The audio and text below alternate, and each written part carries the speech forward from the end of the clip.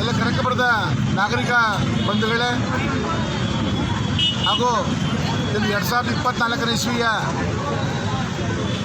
ಏನು ಪದವೀಧರ ಕ್ಷೇತ್ರದ ವಿಧಾನ ಪರಿಷತ್ ಚುನಾವಣೆಗೆ ನಮ್ಮ ಪಕ್ಷದ ಅಧಿಕೃತ ಅಭ್ಯರ್ಥಿಯಾಗಿ ದೇವೇಗೌಡರವರು ಸ್ಪರ್ಧೆ ಮಾಡಿರುತ್ತಾರೆ.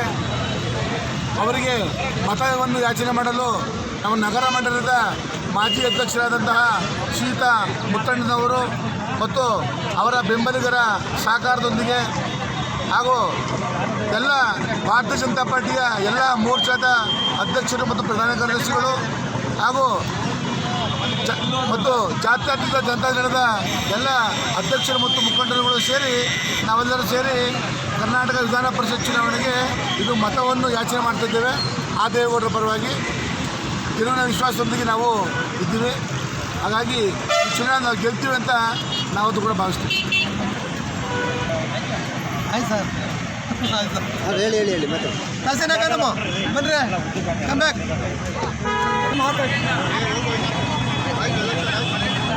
ಬೆಂಗಳೂರು ಗ್ರಾಮಾಂತರ 36 ವಿಧಾನಸಭಾ ಕ್ಷೇತ್ರ ಒಳಗೊಂಡಂತೆ ಇದು ಪದವೀಧರ ಕ್ಷೇತ್ರ ಚುನಾವಣೆ.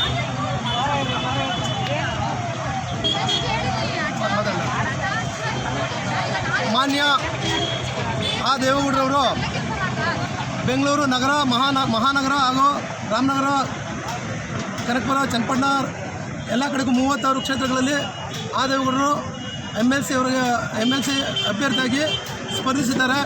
ಅವರಿಗೆ ನಮ್ಮ ಕನಕಪುರದ ಭಾಜಪ ಹಾಗೂ ಜಾತ್ಯತೀತ ಜನತಾದಳದ ಎಲ್ಲ ಕಾರ್ಯಕರ್ತರುಗಳು ಅವರ ಪರವಾಗಿ ಪದವೀಧರರನ್ನು ನಾವು ಒಗ್ಗಟ್ಟಾಗಿ ಓಟ್ ಕೇಳಿ ಅವ್ರನ್ನ ಎಲ್ಲ ಹೆಚ್ಚಿನ ಸಂಖ್ಯೆಯಲ್ಲಿ ನಾವು ಗೆಲ್ಲಿಸ್ತೀವಿ ಅಂತ ಅಂದ್ಬಿಟ್ಟು ಈ ದಿನ ನಾವು ಮತಯಾಚನೆ ಮಾಡ್ತಿದ್ದೇವೆ. ಇಷ್ಟು ಹೇಳಿ ನಾನು ಮಾತು ಮುಗಿಸ್ತಾ ಇದ್ದೀನಿ. ನಮಸ್ಕಾರ.